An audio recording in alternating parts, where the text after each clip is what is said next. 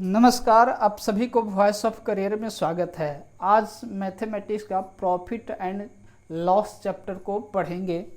देखते हैं profit and loss. Profit and loss, इसे हिंदी में लाभ और हानि कहा जाता है। लाभ और हानि। तो सबसे पहली बात इसमें बात आती है निकल के कि लाभ कब होगा और हानि कब होता है, ये जानने वाली बात है।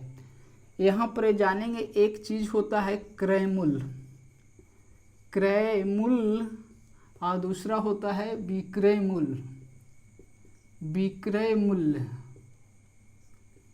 अंग्रेजी में क्रय मूल्य को सीपी कहा जाता है, कॉस्ट प्राइस कहते हैं, इसे सेलिंग प्राइस कहा जाता है। जिस मूल्य पर कोई वस्तु को खरीदा जाता है उसे ही क्रय मूल्य कहते हैं, उसे ही कॉस्ट प्राइस कहा जाता है। जिस मूल्य पर किसी वस्तु को बेच देते हैं वह उस वस्तु का एसपी कहलाता है, विक्रय मूल्य कहलाता है, या बी मूल्य भी इसे शॉर्ट फॉर्म में बोल देते हैं। और देखिए क्रय मूल्य का और नाम क्या क्या होता है। क्रय मूल्य को लागत मूल्य भी कह दिया जाता है, लागत मूल्य भी कह देते हैं, या इसी को प्रारंभिक मूल्य भी कहते हैं, प्रारंभिक मूल्य भी कह दिया जाता है, या इसी को निवेश भी कहते हैं, इन्वेस्टमेंट भी कहते हैं। तो तरह तरह का नाम होते रहता है, लेकिन किसी भी चीज़ को खरीदने के लिए जो आपने रकम लगा दिया, जो अमाउंट लगा दिया, वह क्या कहलाता है, क्रय मूल्य कहलाता है। एक इसी से जुड़ा हुआ एक शब्द आता है ओवर एक्सपेंडिचर। एक्सपेंडिचर नाम सुना होगा, ऊपरी व्यय। ये ऊपरी व्यय क्या होता है, इसको समझाने के लिए हम एक एग्जाम्पल लेते हैं। मान लिया जाए कि हमको शर्ट खरीदना है, तो हमने एक शॉप्स पर गया, रेमंड के शॉप पर गया, और वहाँ से हमने एक क्या किया, शर्ट का कपड़ा खरीदा। और मान लिया जाए कि वह शर्ट का कपड़ा जो था रेमंड का जो शर्ट हमने खरीदा, वह शर्ट का दाम जो निकला, कॉस्ट जो पड़ा, वह 700 रुपया पड़ा। कितना पड़ा, 700 रुपया पड़ा। ठीक है, अब कपड़ा तो नहीं ना पहनेंगे, तो उस कपड़ा को क्या किया, टेलर के पास दिया, और टेलर जो है इस पर चार्ज लिया, 200 रुपया लिया, शर्ट सिलाई लिया। शर्ट का सिलाई जो है वह कितना लिया, 200 रुपया। तो कपड़ा जब हम पहनेंगे तब कब बताएंगे, कोई पूछेगा कि कितना पड़ा, तो ऐसा ना बोलेंगे कि 700 रुपया। ये शर्ट जो पहने हुए हैं, इस शर्ट का दाम कितना पड़ा, तो आप बोलेंगे टोटल जोड़कर बताएंगे 700 प्लस 200। तो ये 200 रुपया जो दिए वही क्या कहलाता है, वह ओवर एक्सपेंडिचर कहलाता है, वह ऊपरी व्यय कहलाता है। और ऊपरी व्यय जो होता है क्रय मूल्य के साथ जुड़ जाता है, ऊपरी व्यय जो होता है क्रय मूल्य के साथ जुड़ जाता है। तो जब ऐसा प्रश्न दिया हुआ हो कहीं पर ऊपरी व्यय का जैसा दिया हो, तो कुल क्रय मूल्य जो होता है, कुल क्रय मूल्य जो होगा, क्रय मूल्य प्लस ऊपरी व्यय। ऊपरी व्यय समझ गए कि ऊपरी व्यय मतलब एक्स्ट्रा जो खर्च हो रहा है उस वस्तु का यूज करने के पहले, वही क्या कहलाता है, कुल क्रय मूल्य कहलाता है।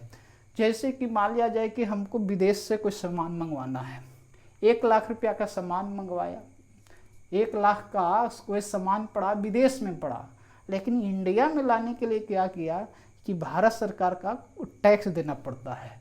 तो मान लिया जाए कि टैक्स जो है बॉर्डर पर लग गया, 5% लग गया। 1 लाख का 5% लग चुका है, तो 1 लाख का 5% प्लस 1 लाख रुपया, तो 1 लाख रुपया प्लस 5% दोनों जोड़ देंगे तो वह क्या होगा, टोटल क्रय मूल्य हो जाएगा। तो ऐसे बात बना कर क्वेश्चन पूछा जाता हो तो इन बातों को भी ध्यान रखना होगा। फिर आगे देख के बात करते हैं इसमें कि और क्या क्या बात होता है क्रय मूल्य के अंतर्गत। क्रय मूल्य के अंतर्गत क्या क्या बातें होगी। किसी वस्तु को आप जो खरीदते हैं तो वह तो सीपी हो ही गया, ठीक है, लेकिन किसी वस्तु का मूल्य जो होता है वह 100% होता है। याद रखेंगे, किसी वस्तु का परसेंटेज में जो मान जो होता है, क्रय मूल्य मान जो होता है, कॉस्ट प्राइस जो होता है वह 100% होता है। कहने का मतलब ये हुआ कि सीपी जो होगा वह हमेशा कितना होगा, 100% होता है। और कभी भी किसी वस्तु का क्रय मूल्य जो होता है वह हमेशा कांस्टेंट होता है, मतलब मान नहीं बदलते रहता है। हाँ, विक्रय मूल्य बदलते रह सकता है, मतलब एक वस्तु को हमने खरीदा है उसको कई रूप से आप बेच सकते हैं। एक बार इतना लाभ पर बेच सकते हैं, फिर दुगुना लाभ पर बेच सकते हैं, तिगुना लाभ पर बेच सकते हैं। तो विक्रय मूल्य और लाभ चेंज होते रहेगा, लेकिन समान रूप से क्रय मूल्य जो है चेंज नहीं होता है। Very very important. दूसरी बात कि अगर कहीं पर 20% ऐसा लिख दिया जाता है, 20%, अब 20% का मीनिंग 1/5 होता है, तो नीचे जो लिखा हुआ होता है, नीचे जो लिखा हुआ रहेगा हर में डिनोमिनेटर में जो होगा वह सीपी होता है, और ऊपर जिसकी चर्चा हो जाए, अंश में न्यूमरेटर में जिसकी चर्चा, अगर प्रॉफिट की चर्चा होगा तो ऊपर प्रॉफिट होगा, अगर लॉस की चर्चा होगा तो लॉस का हो जाएगा। तो ये बात को ध्यान में रखना जरूरी है कि फ्रैक्शन में जो कोई वैल्यू होता है तो नीचे में जो होता है वह क्या होता है, सीपी होता है। अब आ जाते हैं कहाँ पर, एसपी पर आ जाता है। एसपी का मतलब आपको पता चल गया है कि जिस मूल्य पर किसी वस्तु को बेच दिया जाता है उसको क्या होता है, एसपी कहते हैं। और एसपी जो होता है या एसपी जो होगा 100% से ज़्यादा होता है, 100% से ज़्यादा होगा तो समझिए कि प्रॉफिट हो रहा है, अगर 100% से कम है तो समझेंगे कि वह क्या होता है, लॉस होता है। अगर एसपी है तो प्रॉफिट होगा तो 100% से ज़्यादा होगा, अगर लॉस है तो 100% से कम होगा। 100% का मतलब क्या होता है, कॉस्ट प्राइस होता है। 100% मीन्स कॉस्ट प्राइस होता है। एसपी पता कैसे चलेगा, जैसे 20% का हमको प्रॉफिट हुआ तो 20% तो प्रॉफिट हो रहा है, तो 100 + 20 120% जो हो गया वह एसपी हो रहा है। 20% का अगर प्रॉफिट हो रहा है, पीआर का मतलब प्रॉफिट हुआ, तो एसपी इसको खट ऊपर लिखना होगा आपको समझने के लिए, इतना हो गया 120% हो गया। अगर 10% का लॉस हो रहा है, अगर 10% का लॉस हुआ तो एसपी कितना इसमें हो जाएगा, 90% होगा। 100 में से माइनस कर दीजिए, पता चल जाएगा वह क्या हो जाएगा, एसपी हो जाएगा। तो बात समझ पा रहे होंगे कि एसपी और सीपी का मतलब क्या होगा। सीपी ऑलवेज कितना परसेंट होगा, 100%, ऑलवेज 100%, ये चेंज नहीं होता है। बहुत महत्वपूर्ण बातें बतला रहे हैं।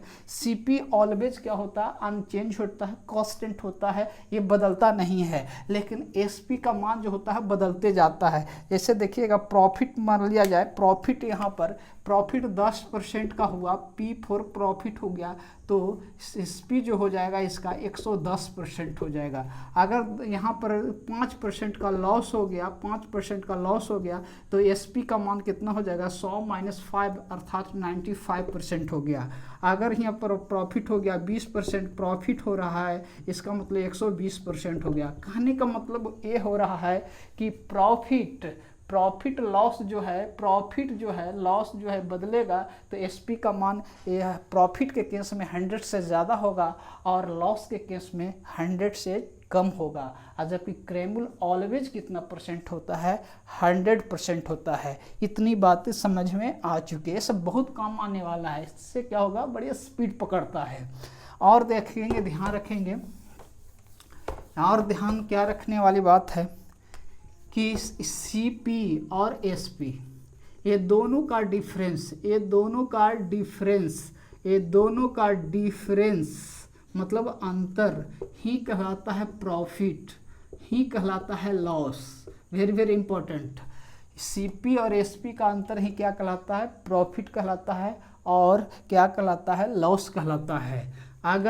अगर एसपी का मान बड़ा हो गया और सीपी का मान छोटा है, वेरी वेरी इंपॉर्टेंट, अगर एसपी बड़ा है, विक्रय मूल्य ज़्यादा है और सीपी छोटा है, तो वहाँ पर क्या हो जाता है, प्रॉफिट होता है। वहाँ पर क्या होगा, प्रॉफिट होगा। प्रॉफिट कब होता है, जब एसपी ज़्यादा हो और सीपी क्या हो, छोटा होता है, तो प्रॉफिट होता है। और जब सीपी बड़ा हो, क्रय मूल्य का मान बड़ा हो जाए और एसपी का मान छोटा हो जाता है, तो क्या होता है, लॉस होता है। Is very very important. खाली इतने ही बात को ध्यान रखेंगे कि लॉस के केस में सीपी बड़ा होता है और प्रॉफिट के केस में एसपी क्या होता है, बड़ा होता है। बस इतना पर ध्यान रखेंगे, बस आपका काम होते हुए चला जाएगा। और क्या ध्यान रखना है इसमें, और क्या ध्यान में रखना है, एक समान रूप से एक फार्मूला बनता है, लोग को पता है कि प्रॉफिट परसेंट निकालना होता है, तो लोग क्या करते हैं, प्रॉफिट अब बटा क्या हो जाता है, CP इंटू 100% करते हैं। और लॉस परसेंट इक्वल क्या करते हैं कि लॉस हो गया हानि, अब बटा क्या हो जाएगा, CP इंटू कितना हो गया, 100%। तो ये यहाँ से भी पता चल रहा है कि कुछ चूँकि एक फ्रैक्शन के रूप में है, बटा में CP आ रहा है, इसलिए हम बोले थे कि कोई फ्रैक्शन वैल्यू आएगा तो ऑलवेज हर में डिनोमिनेटर में जो रिप्रेजेंट करते हैं ऑलवेज रिप्रेजेंट CP किया जाता है, क्रैमुल को रिप्रेजेंट किया जाता है। ठीक है, तो बात को इतना समझ में आ रही है। और बात को क्या समझना है, और बात को क्या समझना है, इस तरह से मान लिया जाए, एक एग्जांपल लेते हैं कि मान लिया जाए कि CP दिया हुआ है, CP 700 रुपया दिया हुआ है। ठीक है, लाभ हो गया, प्रॉफिट हो रहा है 10%। आपको SP फाइंड आउट करना है, SP फाइंड आउट करना है। तो इसको कैसे सोल्व करना चाहिए, इसे प्रश्न को कैसे सोल्व करना चाहिए, इस पर हम बात करना चाहते हैं। तो देखिएगा, हमको SP निकालना है, और लाभ हो रहा है। हमको SP निकालना है, प्रॉफिट हो रहा है। तो आपको पता है कि जब प्रॉफिट होता है तो SP का मान 100% से ज़्यादा होता है, 100% से ज़्यादा होता है। तो 100% से ज़्यादा होगा, निश्चित रूप से होगा। SP बड़ा होता है तभी लाभ होता है, ये दिमाग में देखिए। कोई फार्मूला याद रखने की ज़रूरत नहीं है, कोई फार्मूला लगाने की आवश्यकता नहीं है। बिल्कुल मैं स्पष्ट शब्दों में बोलना चाह रहा हूँ कि फार्मूला लगाना नहीं है, समझ को विकसित करनी है। लाभ होता है तो SP का मान 100 से बड़ा होता है, ये बात आपको क्लियर हो जाना चाहिए। इसका मतलब कि SP का जो मान जो होगा वह क्या होगा, 100% से ज़्यादा होगा। तो ज़्यादा होगा तो ज़्यादा से गुना कर देंगे, बस कितना दिले है, 700 दिले है। और चूँकि प्रॉफिट हो रहा है तो इसका SP मान कितना हो जाएगा, 110 हो जाएगा, अब बटा 100 हो जाएगा, 110% हो जाएगा। SP का मान कितना हो जाएगा, इसका परसेंटेज SP कितना हो जाएगा, 110% हो जाएगा। 700 गुना 110% करेंगे, खत्म हो जाएगा, खत्म होगा, ये कितना हो जाएगा, 770 रुपया आ रहा है, 770 रुपया दिखाई दे रहा है। तो ऐसे क्या कर लेना है, निकालने की कोशिश कीजिएगा, ऐसा ही कोशिश करना है, और कोई फार्मूला लगाने की ज़रूरत नहीं है।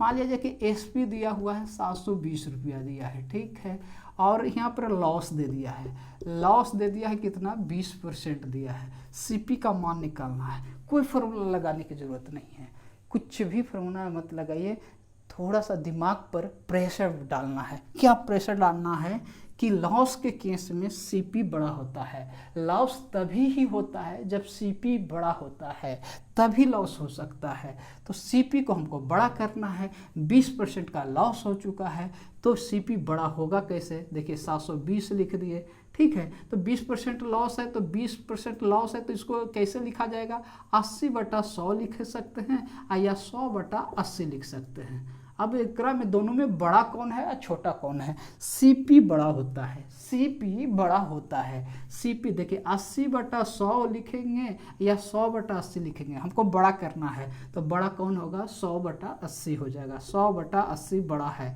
अंश बड़ा तो भिन्न भरा हो जाता है, तो ये 0 से 0 कट गया, 8 से 9 बार में कट गया, 900 रुपया जो है, 900 रुपया आया CP, और 720 रुपया क्या आ रहा था, SP आ रहा था। देख रहे हैं CP बड़ा आ रहा है, 900। बड़ा लाना है तो बड़ा से गुना कर दीजिए, और छोटा लाना है तो छोटा से गुना कर दीजिए, बस प्रॉफिट और लॉस और क्या बोलते हैं, CP और SP एकदम निकलते चला जाएगा, कोई दिक्कत नहीं होता है, कोई दिक्कत नहीं होगा, कभी भी दिक्कत नहीं होगा। बड़ा लाना है तो बड़ा से गुना कीजिए, छोटा लाना है तो छोटा से गुना कर दीजिए, ऑटोमेटिक पता चलता है। और एग्जांपल लेकर बात करते हैं। सीपी दिया हुआ है, मान लिया जाए कि 900 रुपया दिया हुआ है, ठीक। यहाँ पर लॉस हो चुका है, 10% का लॉस हुआ है, एसपी निकालना है।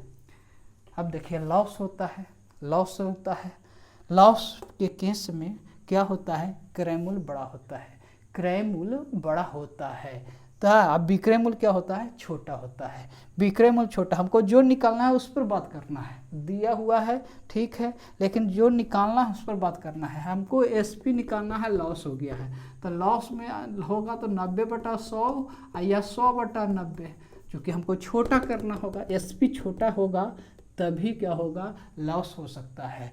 तो 900 लिखिए, छोटा से गुना करेंगे। छोटा इसमें कौन है, 90/100 है, 100/90 तो बड़ा हो जाता है, ये बड़ा है, ये क्या हो गया, छोटा है। तो छोटा ज्ञात करेंगे, क्यों छोटा ज्ञात करें, कि लॉस के केस में एसपी छोटा होता है। बस एक कैंसिल हो गया, 9 कितना हो जाएगा, 81, 810 रुपया हो जाएगा। 810 रुपया में 900 रुपया में खरीदा था और 810 रुपया में बेच दिया। देख रहे 900 रुपया जो है एसपी क्या आ रहा है, छोटा आ रहा है, और सीपी क्या आ रहा है, बड़ा आ रहा है। इतना बात को ध्यान में रखेंगे, सीपी और एसपी जो है बहुत फास्ट हो जाता है, बड़ी अच्छा हो जाता है।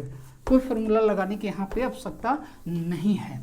और देखिएगा जब फ्रैक्शन मान में आ जाए, डेसिमल में दे दिया जाए, डेसिमल में जैसे हो गया इस तरह के 6.1/4% का प्रॉफिट हुआ, ये क्या हुआ, प्रॉफिट हुआ। और सीपी दिया हुआ है, मान लिया जाए कि 320 रुपया दिया हुआ है, और तब एसपी का मान ज्ञात करना है।